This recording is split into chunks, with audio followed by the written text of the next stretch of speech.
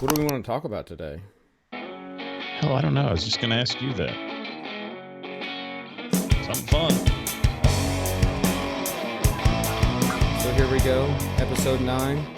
Can you believe it? 9 weeks of this already. I know, and it's fun. It's fun getting to just to talk and find out more about you and more about some of the people around town and some of your interests. And we talk a little bit about me, but I always like to hear what's going on with everybody and what got them going into what they do. And on that note, how'd you get into this? How did you get into podcasting and emceeing and all your live stuff, everything that you do?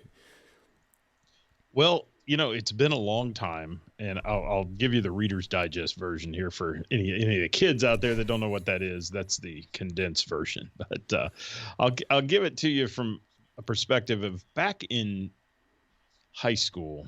I started a DJ company with another guy named Steve Sloan, and he went on to radio fame across the country. He was at Q102 in Cincinnati for a long time, then moved on. He's in Birmingham, Alabama now. And Steve's still doing some DJ work. And we started this as kids, and my parents fronted me some money to buy a little PVPA. It was a little 4-channel looked like a head for an amp, and had, bass and treble on each 1/4-inch input on it, and then 2 speakers. And we had those and a couple cheap little turntables and a Radio Shack mixer. That was how we did. And we played vinyl records. So when we went to do a show, we carried these huge crates of vinyl in. And that's how we got started in it. And I got started with that. Dabbled a little in radio when I was first out of high school at WDJX in Beaver Creek. It was a popular top 40 station, and we were there. And then one Friday they fired us all, and I went to adult contemporary format.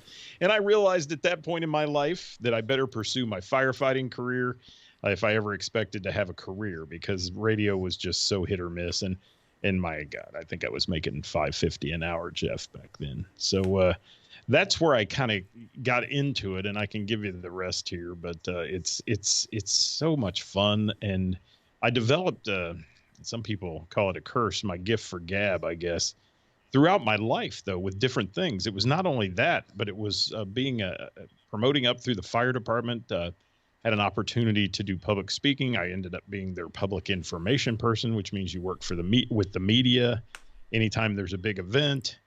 And eventually went on to being a public information person for a very prominent task force, which travels around the country for FEMA. It goes to disasters. Went to 9/11. Went to the hurricanes in Florida and the Gulf Coast and those kind of things. And there were times where I was doing stand-up media bits in front of a big microphone tree with 70 or so microphones on it, and all kinds of media there, including national people and that kind of thing. So you learn to talk pretty quick.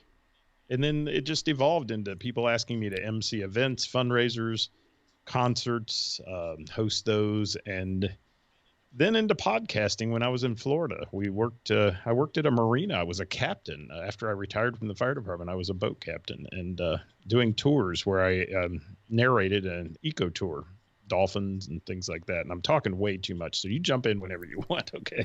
No, I think it's I'm I think it's great. I mean, that's the one thing that I've noticed since I've started doing this with you, is that your ease of getting into a conversation and to get people to speak and talk about different things, and the questions that you ask, it's just so effortless for you. And so that's one of the things that I actually notice when I go back and do a lot of video editing, is just it seems so easy for you to do what you do.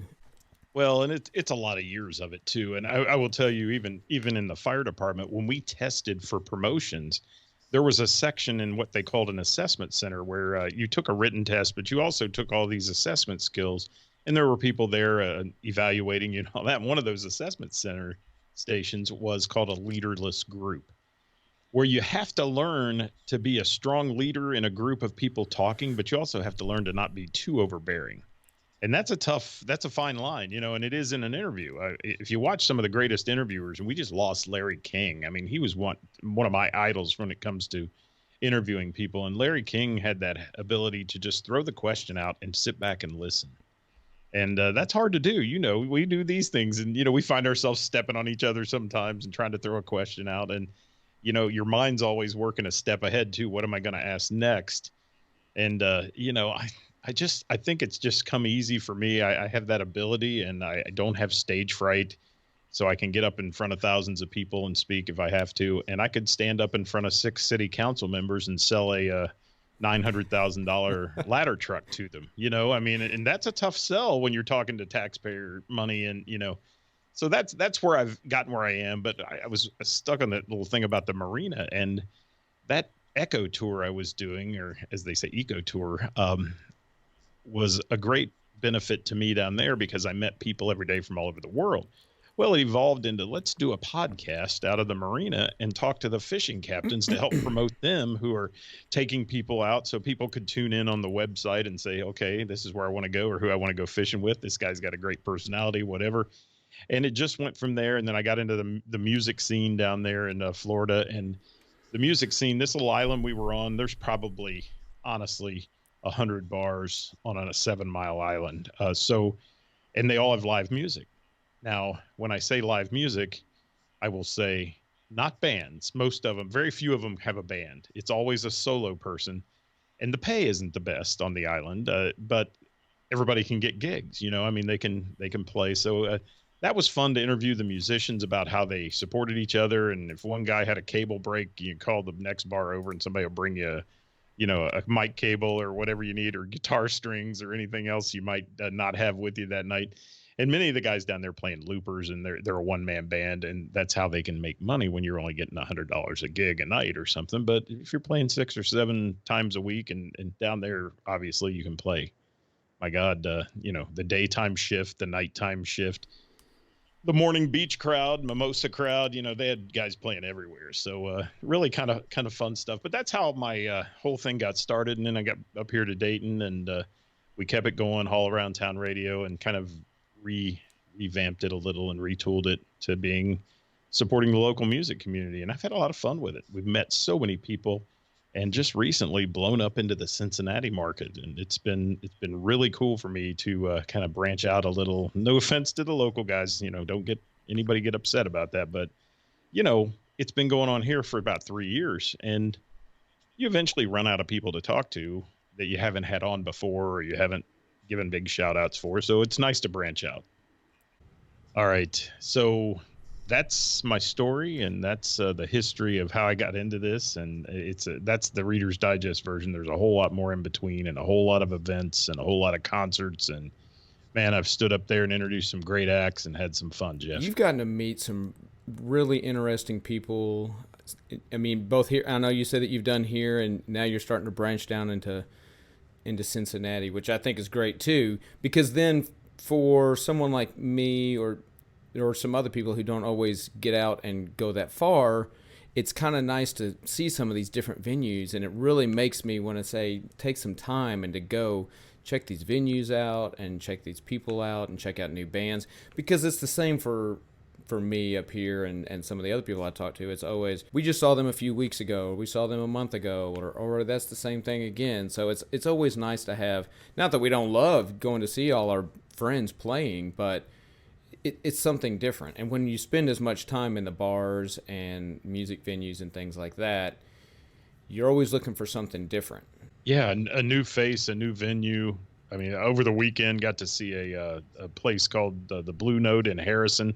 I'd never been there, heard about it many times, and walked in and was kind of wowed by the stage and the production. And it was a concert. I mean, it was fun again. I mean, it was, and not knocking any of the local establishments. They're trying hard. They're doing everything. But when you walk in, there's light, smoke, all the stuff. It was just cool. Big line arrays hanging up, the good sound, good quality sound. We had a blast, and that's what you got to get out and do, I think. And I know that you and I both, we get frustrated with this because we want to go out and see our friends. And, and I caught Shane DeMoss and Rob Garrett the other night down at the Bell and the Bear. Well, that place has been very good to me recently, and I'm doing my best to support them. So I thought, well, I'll kill two birds there. I'll go see Until Rust, which I like to see, and then check out the Bell and the Bear again. And it's sometimes you get haters out there. You get people who get offended, like you didn't come see my show or you didn't do this. And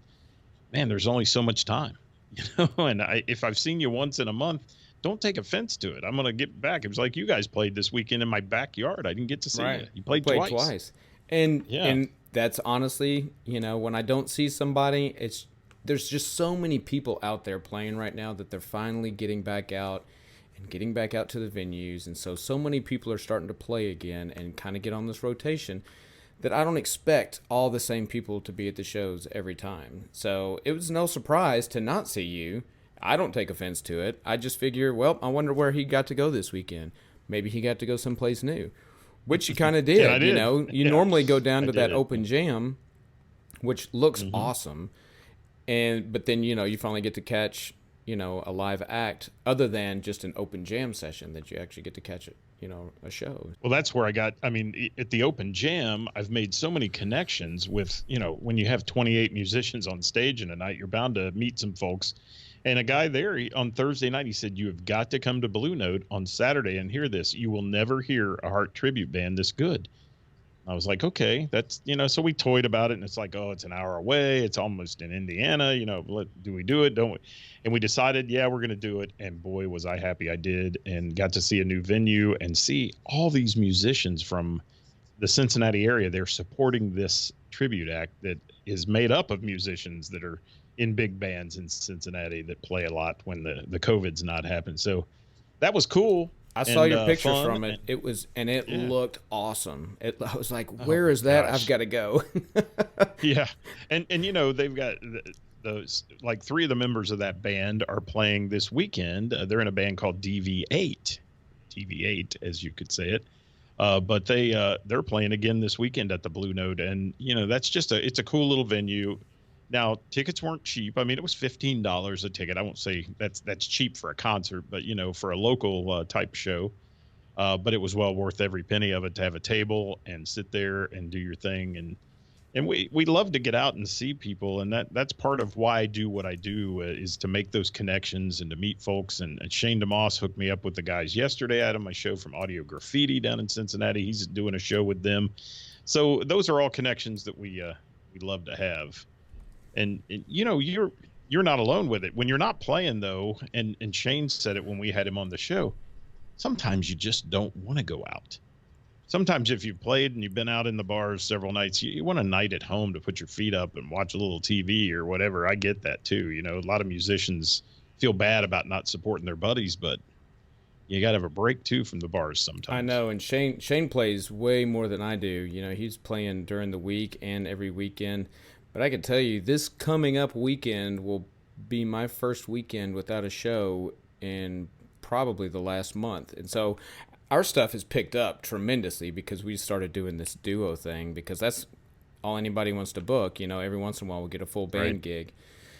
But we've been playing these duo shows every weekend, every Friday, every Saturday. Now I just picked up another Tuesday, and then I picked up a Wednesday coming up. So this Saturday is going to be the first Saturday where I don't have a show, and I'm actually really looking forward to it. And I'm sure the wife is too.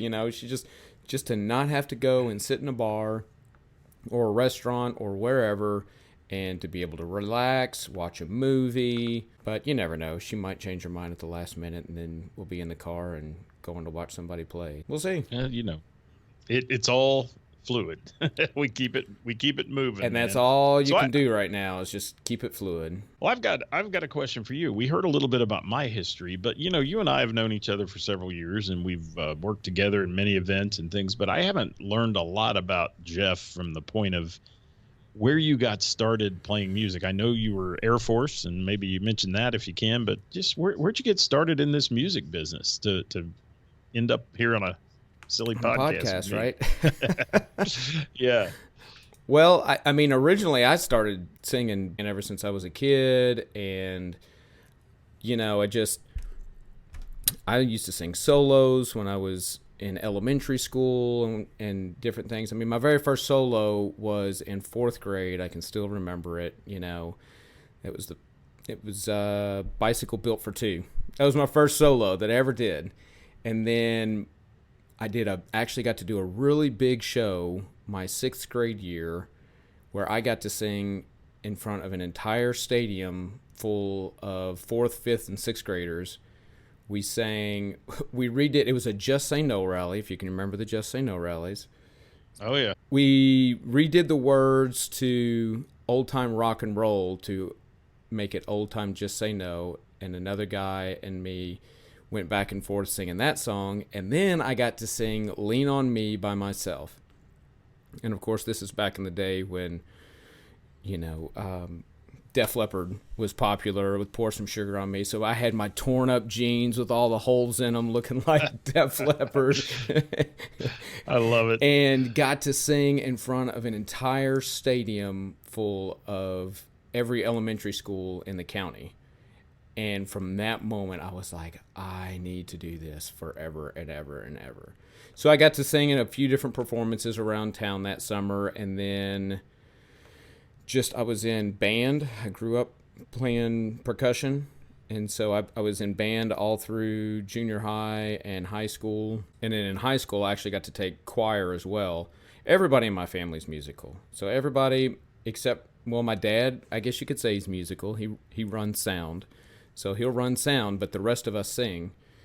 My brother and sister both went to school for music. My other sister and mom still both sing back home in different choirs. It's just always been a part of our lives. We've always sang together. We actually, for Christmas, that's what we gave my parents. We all recorded a song, or a part of a song, I guess. Everybody recorded it. They all sent it to me, and I mixed it down. And since we couldn't see my parents for Christmas and give them a gift, we all recorded a song together and sent it to them. I bet that brought a tear to their eyes. Oh, yeah, of course. So no doubt. They loved it, and that's what we've done. We actually gave it to them for their 50th anniversary. So they hit 50 years this past December. It was right there along the lines of Christmas too, but all at the same time. It's just something that I've always done. And then, yes, I did join the military, spent 20 years doing that. If I would have known when I went in, I wouldn't have gone into the medical field. I would have gone into the Air Force Band probably and traveled, because it wasn't until my last 3 or 4 years that the Band of Flight actually put out a notice that they were needing singers, because they had 2 singers. One of them had to have vocal surgery, and the other one was having a hard time covering, because they sing so much. They rehearse, 2 or 3 hours a day sometimes, and if they're not rehearsing, then they're performing. They're going all over the place. They travel everywhere. They're doing different festivals, different events, singing the national anthem, 10 times a day, across base at different things.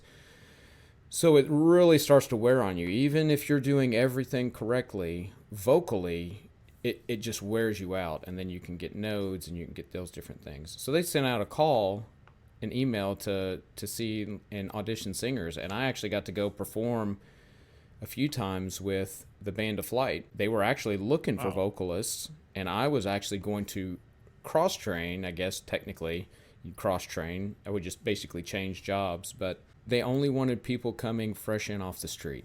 I couldn't get that job because I was already about 15 years in at that point. 15, 16 years. So I would just fill in for them on occasion when they needed some help and different things. And if they had if somebody called them and said, hey, can you sing the national anthem?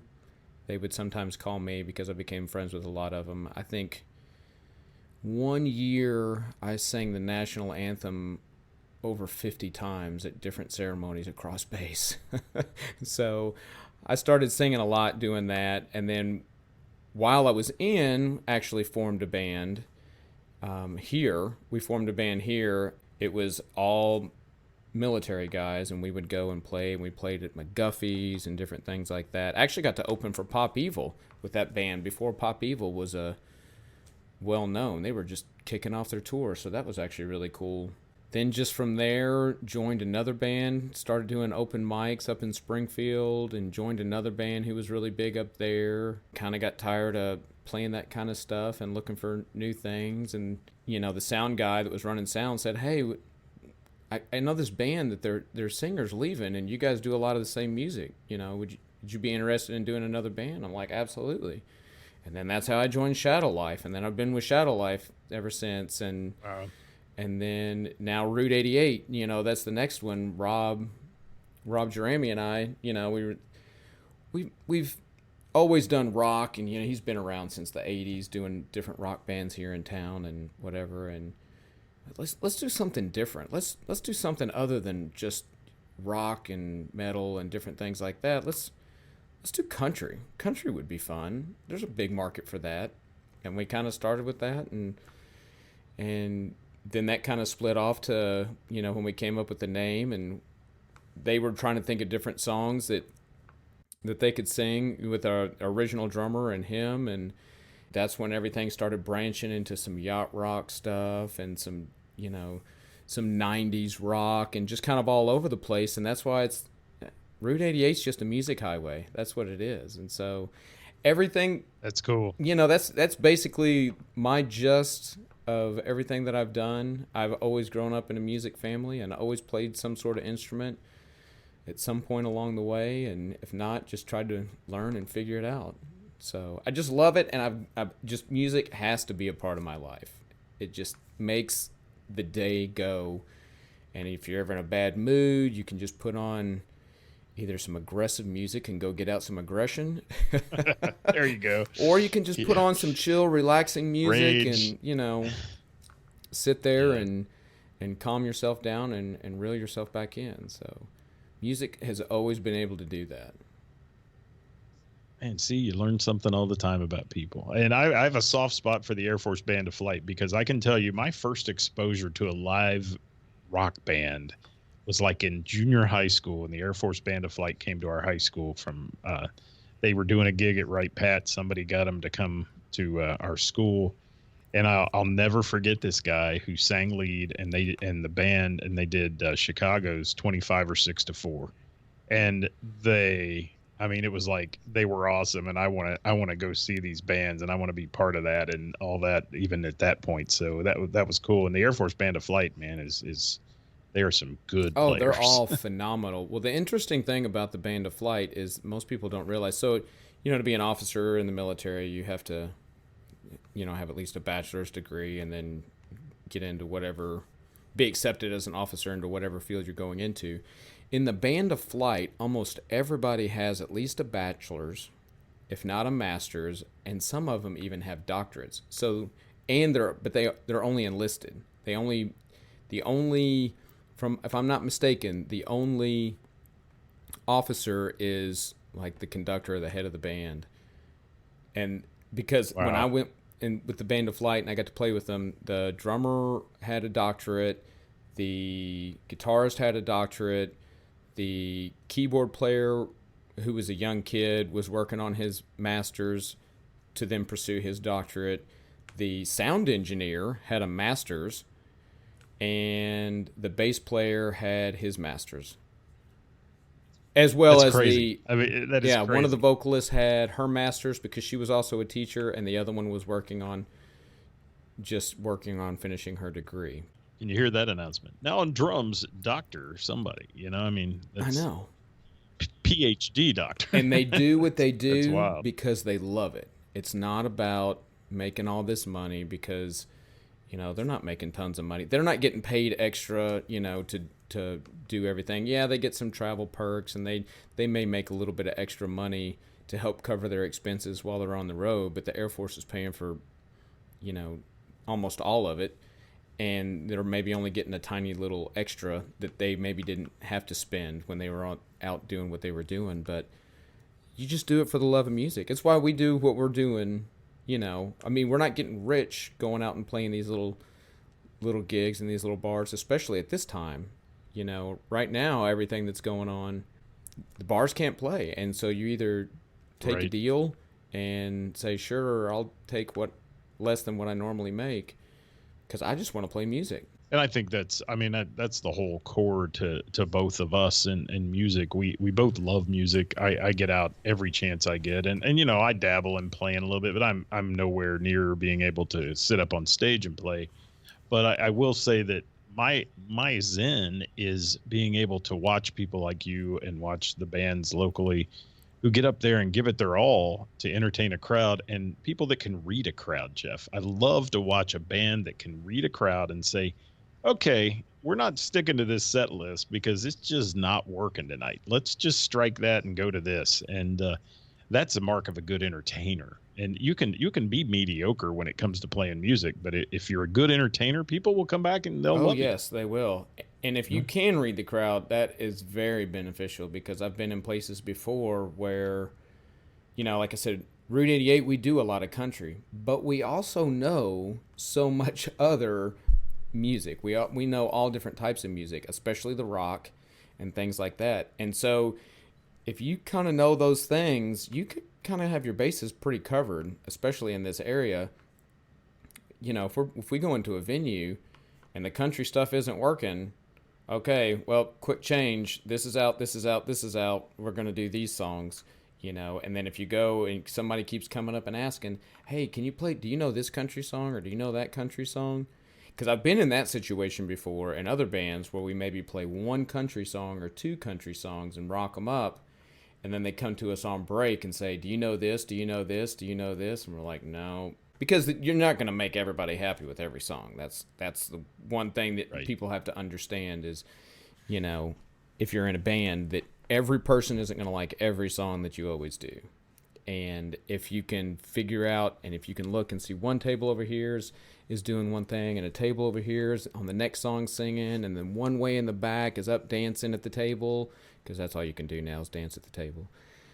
But then you're doing your job because you're reaching everybody. And this person over here, if they don't like whatever song is on now, 3.5 minutes later, they may love the next one. So what's your favorite thing if you step up onto the microphone, the lights come up, what's your favorite thing about a night of playing music in front of people? Uh, That's a Ooh, good that one. is a good one. That is a good Yeah. question. There's so many different things. I mean, I don't think I have one specific favorite thing.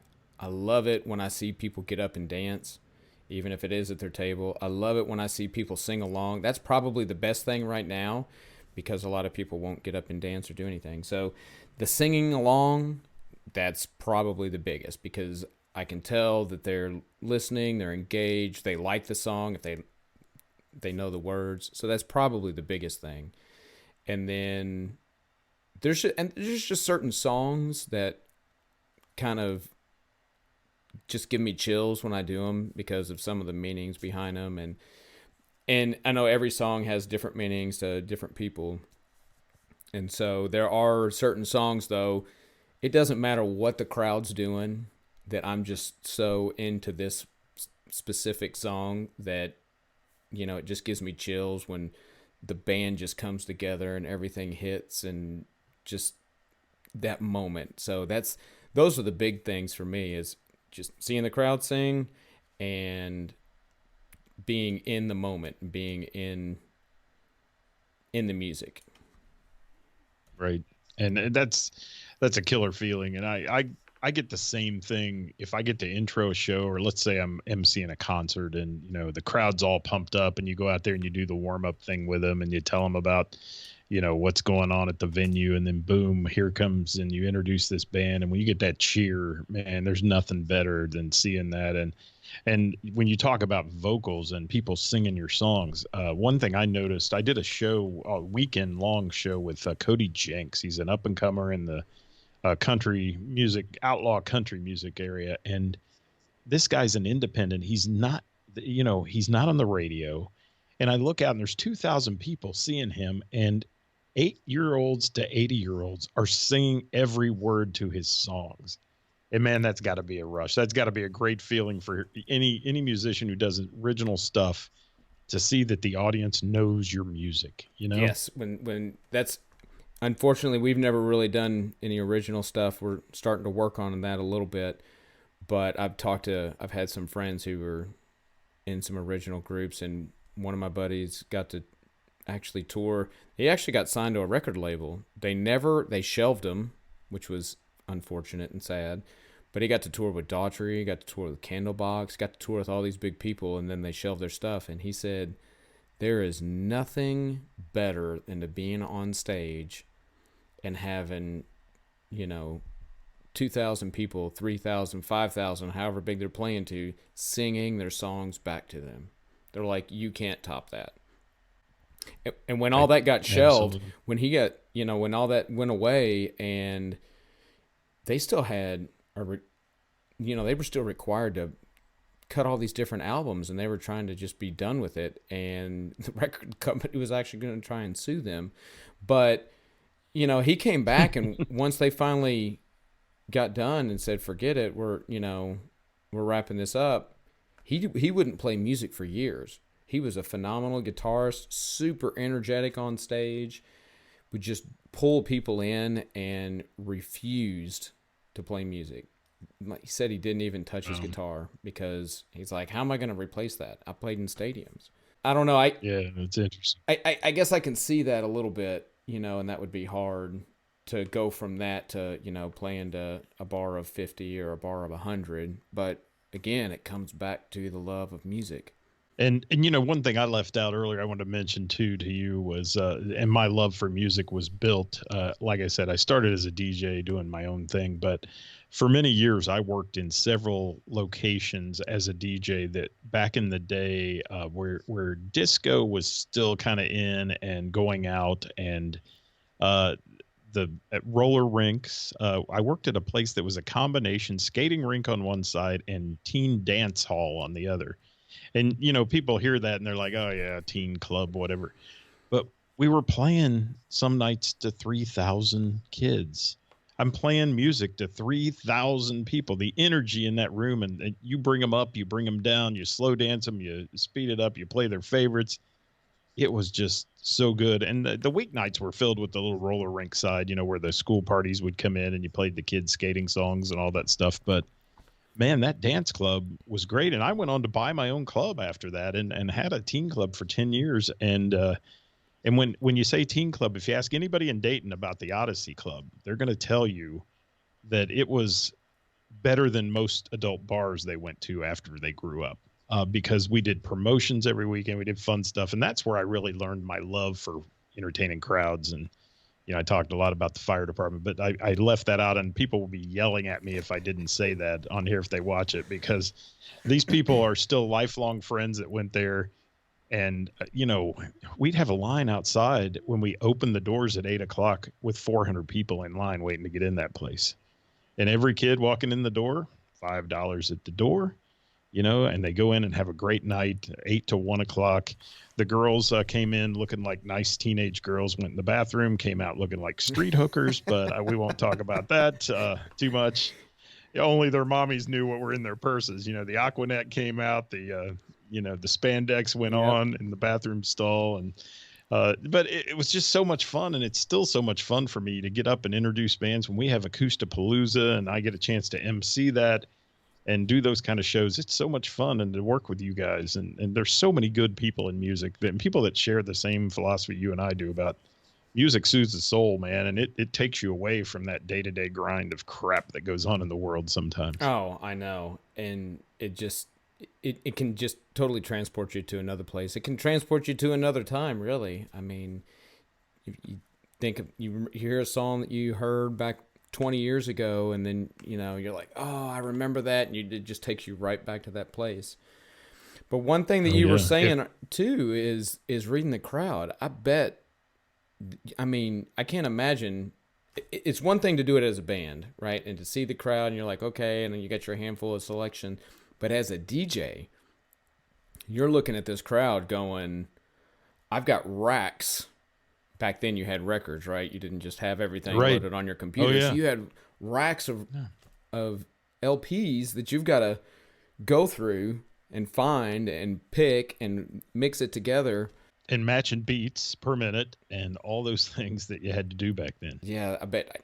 Now the computer does it for Right. you. But yeah, you're right. DJs are underrated when it comes to entertainers. I will say that. Club DJs, and there's not many of them left, totally underrated, because they can make or break a bar. And if you're a dance club, you want that DJ to have that fever pitch energy going. But you also want him to bring the flow down once in a while, so you sell some drinks, get those people off the dance floor, and sell a few drinks to them when they're hot and sweaty. Absolutely, because I remember going to the teen clubs. It's the 18 and under clubs. Then you didn't have to Oh worry yeah, that's about what we had. Yeah. alcohol. You didn't have to worry about all this stuff. Back then, there weren't tons of drugs.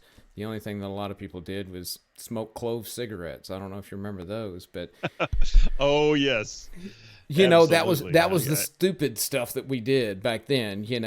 Teens need that today. They need that same environment we had back in those days, and we tried to provide for them. But the world has changed so much, and there's so many people who think violence is cool and things, and it's just taken all those fun places away. And just recently at a little entertainment venue up by Vandalia, they've just reopened because the tornado hit them and all that. I shouldn't say a little huge entertainment venue.